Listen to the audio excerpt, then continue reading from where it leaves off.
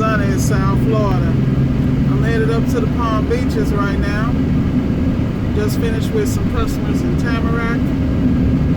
And I'm headed excuse me, let me correct that because you know they get real funny about it, honey. Royal Palm Beach to take care of customer with an ice maker auger issue. Plan on knocking that out real quick. I already got my pre-game together. Know that the auger's on national back order. So I gotta decide, do I want to tear down the auger, rebuild it? No, I do not want to do it because it's an older unit, because you know how it is. You take one thing off, something else breaks. I'm not living that life. So I found them available from a top secret spot.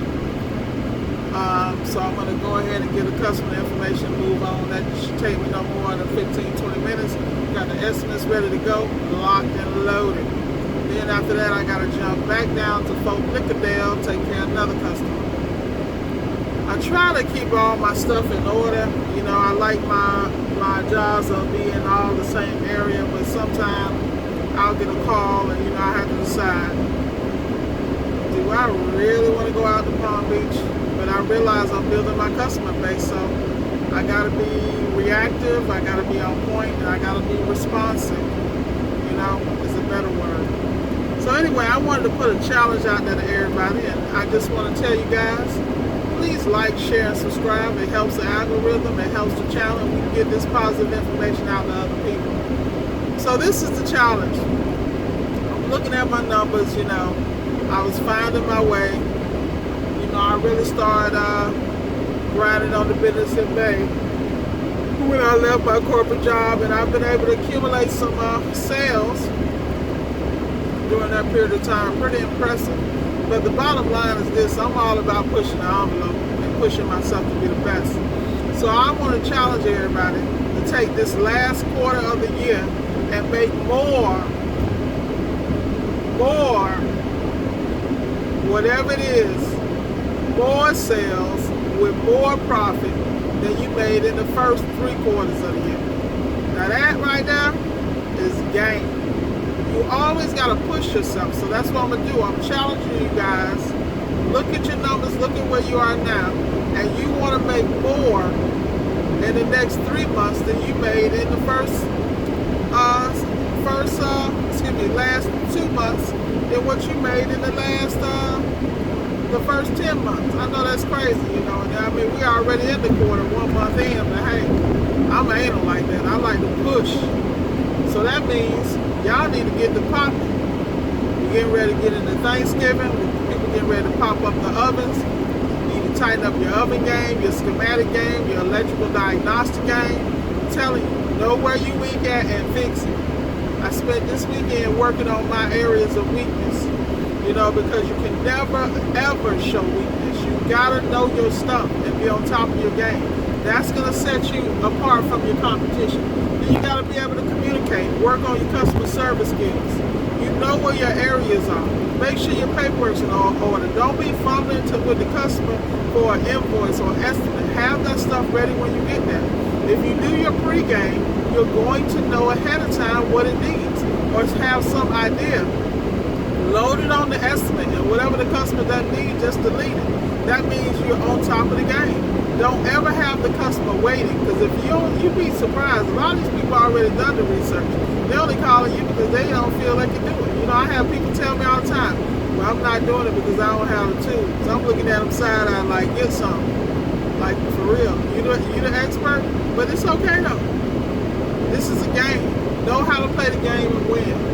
Constantly work on you. That's all I can say. You guys hear me preach this all the time. Grind, grind, grind. Work on you. You know where your weakness is. Tighten those games up. Get your spreadsheets together. And you ain't got to be man, let me tell you something. You don't have to know Excel and all that stuff, man. I don't give a damn if you get a sheet of paper, write it down, 1 + 1 = 2. Monitor your growth and every day incrementally get better. Look, I could have got out earlier. Like, for instance, today, I feel like I could have got on the road earlier and accumulated some more paper. You feel me? There were some things I had to deal with the warranty companies. You know, I can't stand working with them, but hey, it's a necessary evil in the business. And You know, it's not that I hate them because they have a place in the world. Some of them are really professional, got their stuff together. Like, I gotta send a shout out to Whole Home Republic because I be trying to work their nerves and they just as polite. I mean, like, for fun. Those guys are great over there, man. Great. They handle the customer. They take care of me. They are like, I don't know what kind of training those guys do, but you talking about the mediums, they be in between, they be balancing the game. They make sure I get my money, they make sure the customer pay up, and make sure everybody's happy. So, you know, I gotta give a shout out to them, Old Home Republic. I don't know anybody else had any problems with them. I don't have any issues with them. I just, you know, I monitor what I do for them because I gotta get paid, period. And if it's a headache, somebody's gotta pay me. It's not my problem. Because when I'm dealing with my COD customers, I control the outcome, I control the initial communication, and anything that's an issue, I can take full responsibility for because I created it. The customer tells you their personality, they tell you how they get down. Like, I just got off the phone with a young lady, making sure I was certified because the last clown went in there, took a Samsung refrigerator apart, never showed back up to put it together, and then when it was time for a warranty concern, bam! She was stuck. She spent $2,700 on a refrigerator, couldn't get it fixed, and then had to go get a new one because she let a clown touch it. I mean, this is reality. I mean, these people don't know no better than out. It's just like when you take your car to the dealership or to the repair shop. You don't know who underneath the hood. You just pray they know what they do. This is why, you know, I used to get pissed when I worked in automotive because this is a little off topic. You know, I gotta throw the stories in there. That's how we keep it colorful on Solid Steps though well.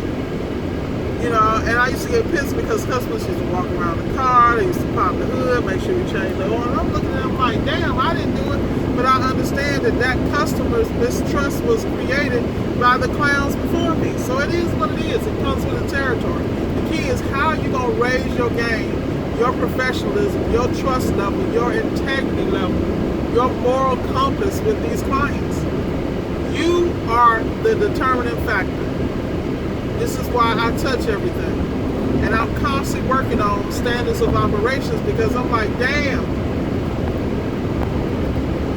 how do I put all this, write all this down so that my staff would do it? Like, I had to have a come to Jesus meeting with my staff today. I was like, look, I'm expecting everybody to be grown-ups and, you know, I really got to have conversations. I was a little irritated I had to have it, but it forced me to mature as a leader, as a business owner, set the expectations, you know, set the expectations and hold people accountable. And let me explain something to you. This was so deep for me today, and this is what I mean about working on your weak points. You know, me, I'll just cuss you out and I'm done, you know, but at the end of the day, that's not the right way to do business. You know, at the end of the day, when you're managing people in situations, you got to always discipline the behavior. And you got to make sure that you understand the employee is not the behavior. That has been the hardest thing for me to learn because I am so structured and disciplined, but I realize who I am when I'm not. I am out of control. Like, I am straight, you know, Thug Nisi, you feel me? And I realize that I put these restraints on myself because I know what my social conditioning is. So I had to go deep, man. I had to do some research on how to deal with difficult employees.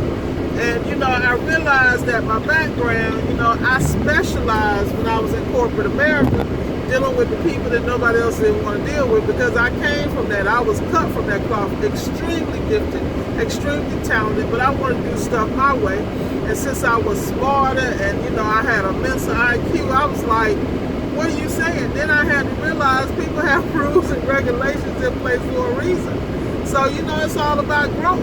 So I would always manage performers and they would produce some of the best results the company had ever seen, but no one could handle them but me. But it was because I could identify with having those gifts and not necessarily knowing how to channel them, how to develop them, always being prejudged before you even open your mouth because of people's preconceived notions. I mean, this is real world. So when you come into the arena of being a CEO, a business owner, and having to lead others and get them to buy into your vision, it's a whole other game. You know, so I had to go back and look in the book, and I was, you know, and I got to give a shout out to this gentleman by the name of Renee, I think it's Renee Godfrey, on YouTube. You gotta go check him out. He's got this thing called PSP, and it's called Praise. And then I forgot what the S meant, so I'm not gonna lie because I'm driving. But it's PSP, it's Praise, Suggest, I think, and Praise. So basically, you praise the employee first, come up with something that they did that was great to help the company, and then make a suggestion of what they could do. You know, they could be better at something. That way, you know, you uplift them before you have the conversation, and then you uplift them afterwards. And that's ingenious, man, because that way, you know, when I had to sit down and talk to my people, I was like, look, you guys are the bomb, and I need y'all to be with me all the way to, you know, Forbes 500, you know what I mean? And I'd like for y'all to be there, but some things got to be addressed.